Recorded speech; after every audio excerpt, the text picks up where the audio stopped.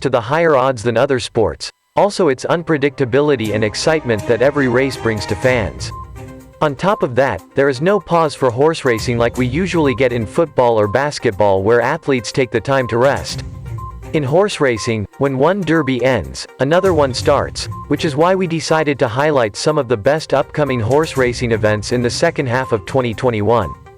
Pacific Classic Stakes. We start in the hot sun of California on the Pacific Classic Stake, which is a Grade 1 American thoroughbred horse race that allows 3-year-olds and older. The race is 1/4 mile on a dirt track and it is definitely one of the most anticipated horse racing events for this summer. With a prize purse of $750,000, it is not one of the most prestigious races on the calendar, but still decent enough to attract thousands of fans. Pacific Classic Stakes is scheduled for August 21st, so we will have some great races this summer. Travers Stakes.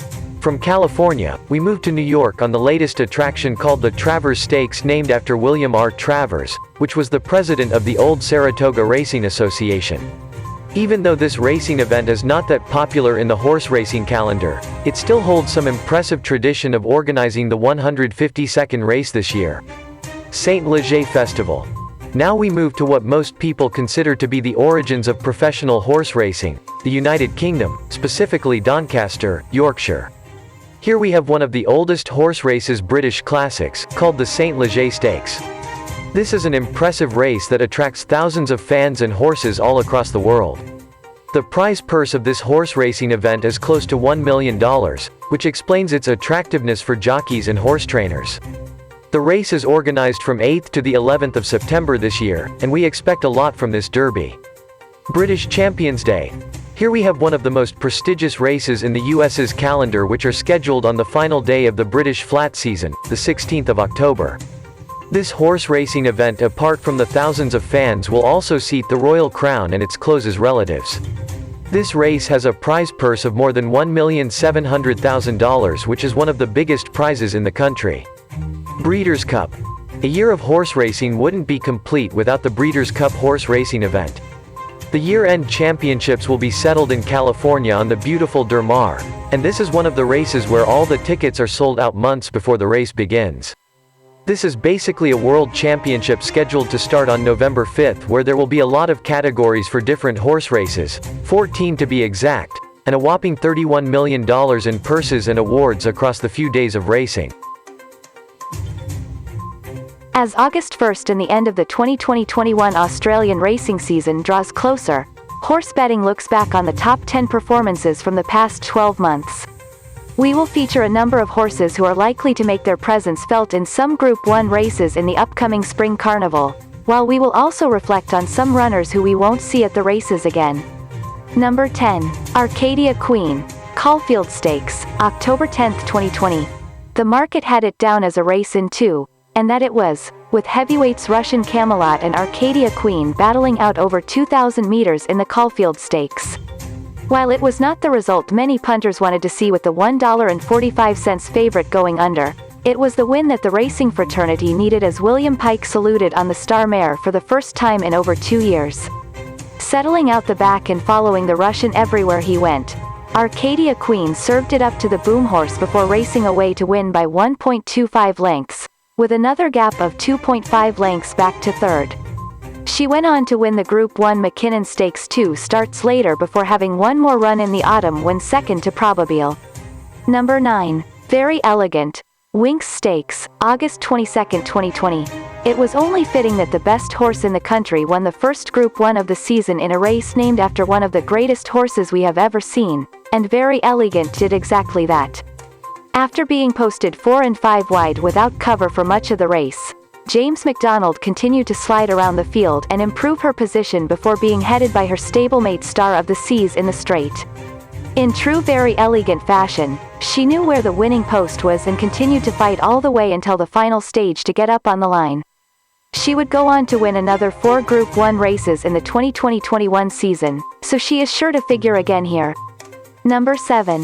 Vega 1, Kingsford Smith Cup, May 29, 2021. The Brisbane Winter Carnival had a touch of serious class about it this year, and one win that had to be seen to be believed was Vega 1's Blitz in the Group 1 Kingsford Smith Cup at Eagle Farm. The Tony Gollan-trained gelding was not called once in the straight and had a wall of horses in front of him at the furlong pole, but the magnificent Jamie Caw was able to find a passage very late before Vega 1 dropped on them, displaying a devastating turn of foot to get up in the shadows of the post. He went on to finish second in the Stradbroke Handicap behind Tofane, who won 2 Group 1 races over the Winter Carnival. Number 6. Bivouac, VRC Sprint Classic, November 7, 2020.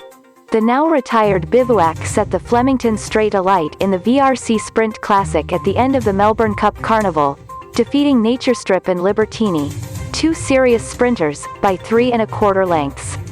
The Godolphin star was partnered by Glenn Boss in the 1,200 meters feature and never once looked like losing. The win here capped off a solid spring carnival for Bivouac, who had finished second in the Everest just 3 weeks earlier. Number 5. Anemoy, ATC Sires, Produce Stakes, April 10, 2021. We had been waiting all autumn for a star 2-year-old, and while Artorias was brilliant in the Blue Diamond and Stay Inside was dominant in the Golden Slipper, James Cummings' Anemoy was close on their heels before stamping himself as a serious colt in the ATC Sires Produce Stakes over 1,400 meters. James McDonald had the race favorite in a gunspot throughout the run and allowed him to quicken slickly to bolt in. Anemoy was eased right down in the final 50 meters and still posted a 2.8-length victory over Halal and Captivant, the 2 horses that would go on to Quinella the Group 1 Champagne Stakes a fortnight late.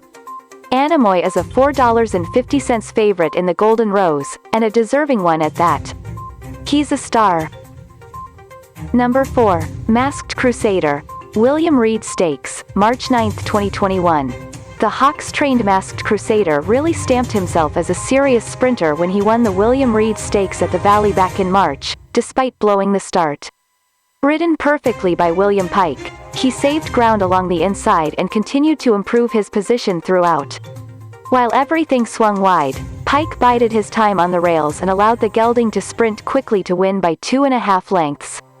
The win secured Masked Crusader a slot in the Everest 2021, where he will look to turn the tables on Nature Strip following a 2-length defeat to the Chris Waller star in the TJ Smith Stakes in April. Number 3. Classique Legend, the Everest, October 17, 2020. The richest turf race on the planet did not disappoint in 2020, with the new, Grey Flash, Classique Legend, dominating his rivals in the $14 million sprint. Assisted by a hot tempo set by Eduardo, Nature Strip and Hot Brienher, Curran McAvoy settled towards the rear on Les Bridges' Grey Gelding before producing him in the straight in a thrilling finish. Spotting the lead trio a fair start in the straight, Classique Legend really knuckled down to the task to run them down and kick clear, winning the feature sprint by 2.5 lengths over Bivouac and Gitrosh. The win gave McAvoy his 3rd Everest victory in just the 4th edition of the race. For number 2, again, very elegant, Caulfield Cup, October 17, 2020. If she hadn't already done so, the star of the Australian turf really etched her name into the Hall of Fame in October when winning the Caulfield Cup over the Irish Derby winner, Anthony Van Dyke. While the neck margin was not as impressive as some of the other wins on this list, the field she beat and the way she did it puts her victory right up there. In typical fashion, the mare had to settle wide throughout, albeit with cover, and really had to fight over the concluding stages to set up a grandstand finish to the 2,400 meters event. She finished 7th in the Melbourne Cup 2 weeks later before returning in the autumn to win back-to-back Group 1 races. Number 1. Zaki, Doomben Cup, May 22, 2021. Maybe there is some recency bias, some Queensland bias, some bias due to the fact we were on course, or a mixture of all three, but our top performance of the 2020-21 racing season had to be Zaki's win in the Group 1 Doomben Cup. The European import had only had 3 starts in Australia prior to his win at Doomben, but boy, did he acclimatise quickly. James McDonald sat outside the leader throughout in a race that looked to suit a backmarker, but the result was decided a long way from home with everything chasing Zaki before the turn. The 7-length romp gave Annabelle Neesham her 2nd Group 1 victory and earned her runner outright favoritism in the Cox Plate. Zaki then went on to win the inaugural running of the Q22 by 1.5 lengths at Eagle Farm 3 weeks later in bullish style. After holding off Hot Rod Charlie in a signature stretch duel to win the Belmont Stakes, Essential Quality burnished his place in Brad Cox's mind as the best 3-year-old in his barn. That would make him even better than Mandaloun, who seems destined to win his biggest races through stewards' decisions and medication rulings. Now, more than 3 months before the racing year reaches its crescendo at Del Mar, certain bettors seem to agree with Cox. Essential Quality, 5-1, is the global favorite at 1-4 and bookmaker to win America's richest race.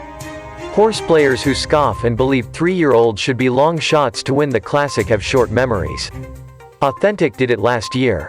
So did Bayern, American Pharoah and Arrogate in consecutive years from 2014 to 16. But what do they have in common? Or, more accurately, whom? Bob Baffert trained them all. Since he is under the microscope after Kentucky Derby winner Medina Spirit's failed drug test, his status for the Breeders' Cup might be the stuff of a separate futures market. Cox has never won the Breeders' Cup Classic, but he could have a multi-barreled chance to change that this fall. He also has second betting choice Knicks Go, 8-1, the Pegasus World Cup winner. And there is Mandaloun, 12-1, whose asterisked victory in last weekend's Haskell puts him on the verge of being the first U.S. horse to be elevated to wins in 2 Grade 1 races in the same year. That presumes the Kentucky Horse Racing Commission ever gets around to disqualifying Medina Spirit. But back outdoors now, to where horse races should be decided. The global futures for the Classic list 27 horses for the November 6th race in Southern California. 5-1, Essential Quality. He is already a 3-time Grade 1 winner for Cox. His only loss was in the Derby, 8-1, Knicks Go. At age 5 he won the Pegasus World Cup for Cox. But he was 4th in the Saudi Cup and met Mile, 8-1, Maxfield. Since losing the Santa Anita Handicap, the 4-year-old colt has 2 Grade 2 wins for Brendan Walsh, 8-1, Mystic Guide. After winning the Dubai World Cup, he was second in the Grade 2 Suburban at Belmont Park, 10-1, Life is Good. Injured on Baffert's watch, the unbeaten 3-year-old will race at Saratoga for Todd Pletcher, 12-1, Happy Saver. This 4-year-old was 5 for 5 for Pletcher until July 3rd, when he was 3rd in the Suburban, 12-1, Hot Rod Charlie. The DQ in the Haskell was the right call, but Doug O'Neill's 3-year-old is better than that. 12-1, Mandaloun. He was lucky to be awarded the Haskell win, but he did not blink against Hot Rod Charlie, 14-1, Max Player. This 4-year-old was an overdue winner for Steve Ismussen, snapping a 6-race losing streak. 16-1, Country Grammar. The Hollywood Gold Cup winner is an ex-Baffert that has yet to race for Pletcher, 16-1, Medina Spirit. Oh, the questions have only begun with this guy, last seen finishing 3rd in the Preakness, 16-1, Royal Ship. Richard Mandela trains this 5-year-old gelding, who is only 1 for 7 since moving from Brazil, 16-1, Silver State. Ismussen has this 4-year-old Met Mile winner on a 6-race roll. But can he go 1 1/4 miles? 18-1, Rombauer. Tread lightly. Michael McCarthy is giving the Preakness winner a 2-month freshening, 20-1, Express Train. After hitting the board in 2 Grade 1 losses, he won Saturday's Grade 2 San Diego Handicap, 20-1, Jackie's Warrior. Ismussen's 3-year-old is 5 for 6 at 1 turn but winless in 2 tries around 2 turns. 20-1, Midnight Bourbon. A troubled Haskell aside, he is a worthy competitor but still only 1 for 5 at age 3. 20-1, Rock Your World. He was a good turf to dirt story at Santa Anita. Then he was overmatched in 2 classics. 25-1, Concert Tour. After a 3 for 3 start for Baffert, he did not look right in the Arkansas Derby or the Preakness. 25-1, Folsom. A Matt Winn victory and a 3rd place finish in the Indiana Derby will not impress bettors. 25-1, Idol. An unspecified setback has kept the big cap winner off the work tab for more than 4 months. 25-1, Tacitus. Bill Mott's 5-year-old has won just once in his last 12 starts and has been idle since February. 25-1, Dr. Post. A pair of Grade 3 wins on either side of a troubled Met Mile defeat make this colt inscrutable. 33-1, Known Agenda. Pletcher's best hope for the Classic seemed to peak beforehand at the Florida Derby, 40-1, Dream Shake. Peter Yurton tried the turf at Del Mar. PFFFT. This maiden winner may be best at one turn. 40-1. Jesus Team. Second in the Pegasus, he showed nothing at Dubai or this month in a Gulfstream handicap. 50-1. Owendale. Since he offered promise as a 3-year-old in 2019, this 5-year-old has won only one of 11. Among the chalk horses, essential quality looks like the goods, regardless of that factoid about Baffert and 3-year-olds in the Classic. Maxfield still warrants the faith that has been shown in him, even when he endured fitness questions as a 2- and 3-year-old. If I were to take a flyer on a futures bet, and I have been known to do so, I would focus on Hot Rod Charlie and Silver State for very different reasons. Hot Rod Charlie feels like an overlay at 12-1, especially since his Belmont Stakes and Haskell may have been the best-looking losses this side of Zenyatta against Blame. Silver State has quietly and literally grown into a force in the handicap division. The next 7 weeks at Saratoga and Del Mar will sort a lot of the wheat from the chaff, but they will also tighten the value for horses that rise in the view of rank and file bettors, aka the public. Look at it this way. The Breeders' Cup Classic is November 6th. That is 108 days away. If these were Kentucky Derby futures, 108 days out would be right around Lecomte Stakes time. That is not too soon to make a futures bet, is it? If you like this video, please subscribe to this channel to be updated on the latest news about horse racing around the globe. Thanks for watching, we'll be back tomorrow.